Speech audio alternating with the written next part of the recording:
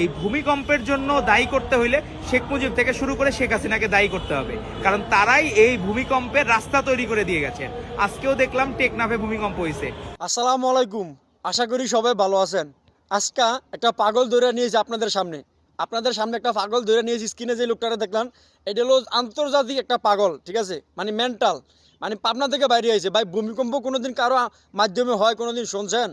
ভূমিকম্প এটা আল্লাহর একটা গজব, ঠিক আছে। এটা কোনো লোকের মাধ্যমে কোনোদিন শুনিনি তো, যে কোনো লোকের মাধ্যমে ভূমিকম্প হয়। পাগলাই বলতে বঙ্গবন্ধুর কারণে নাকি ভূমিকম্প হইতাছে। নাউজুবিল্লাহ, আস্তাগফিরুল্লাহ। এই পাগলকে কি কইতে মনে যায় ভাই? কিছু বলতে মনে যায় কিন্তু বলি না ভাই, কারণ মানুষের ছোটো করে কথা বলা ঠিক না ভাই, কারণ মানুষ মানুষের জন্য। কিন্তু কিছু কিছু মানুষের কারণে ভাই বলতে হয়। কেমনে বলে যে বঙ্গবন্ধুর কারণে এই যে বাংলাদেশে ভূমিকম্প হইতেছে। আরে ভাই, বঙ্গবন্ধুর কারণে যদি বাংলাদেশে ভূমিকম্প হয়, তাহলে যে বড় বড় যে দেশে, ফ্রান্সে, জার্মানিতে, হ্যাঁ, তারপরে এই যে ইটালি, এইসব দেশে ভূমিকম্প হয়, এগুলো কার কারণে হয়? এগুলো কি ওর বাবার কারণে না ওর মার কারণে হয়? এটা তো আমি বুঝতেছি না। ফালতু কোথাকার।